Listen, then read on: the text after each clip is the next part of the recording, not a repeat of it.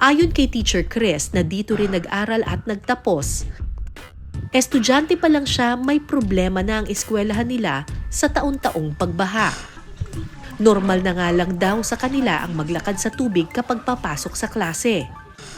Yung naging buhay namin dito, palaging ini-expect na namin pagsapit ng July until mid-November, talagang darating at darating yung baha.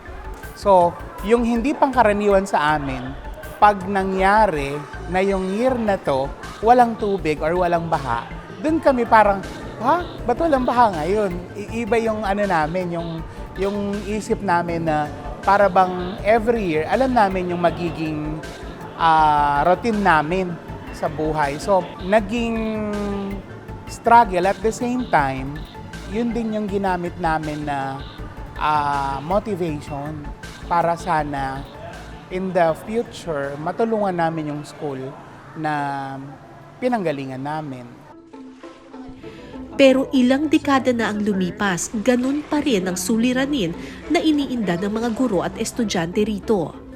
Ayon sa datos ng Department of Education o DepEd, aabot sa mahigit 5,000 o 16.3% ng mga elementary school sa bansa binabaha taon-taon. Bukod sa mga classroom na hindi mapasukan dahil sa baha, masakit din para sa kanila na masira ng baha ang mga kagamitan sa pagtuturo, lalong-lalo na ang mga textbook. Malaking tulong kasi ito sa mga estudyante, lalo na sa mga nakatira sa mahihirap na komunidad. Karamihan sa kanila ay mga grade 5 at grade 6. Nung nag-aaral ako dyan as elementary, yung mga books namin kahit luray-luray, gutay-gutay na siya, nililigtas siya ng mga teachers ko. So, sabi ko sa isip ko, ganun ba kahirap yung bansang Pilipinas para mag-provide sila ng mga books. So, that was early hanggang middle 90s. And then, yung parang history, nagre-repeat pa rin. Sad to say, walang school year na nabuo yung mga books para sa mga bata.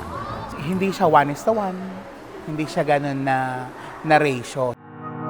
Sinubukan naming kunan ng panayam ang Department of Education hinggil sa hinaing ng mga taga San Nicolas Elementary School pero hindi sila nagpaunlak. Sa ngayon, patuloy ang construction ng bagong school building sa San Nicolas.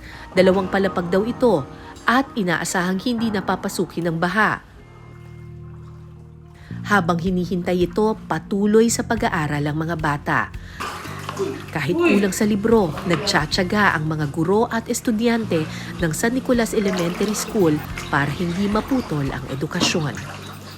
Wala mang magamit na textbook sa ngayon si Princess, hindi ito hadlang sa kagustuhan niyang matutong bumasa.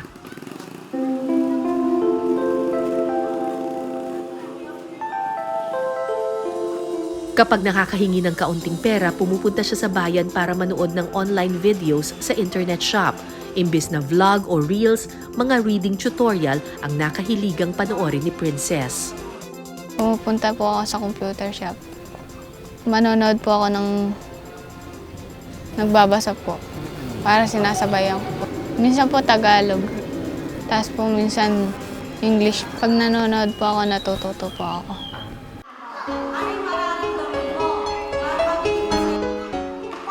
Gaya ng mga guro at estudyante sa kahit saang pampublikong paaralan, matatag at masigasig ang mga taga San Nicolas Elementary School. Patunay na kailanman hindi aanurin ng baha ang kanilang pag-asa at pagkasabik matuto. Pero kasabay nito, sana masolusyonan ang pagbaha sa kanilang lugar dahil ang edukasyon ay malaking susi sa kanilang pag-ahon.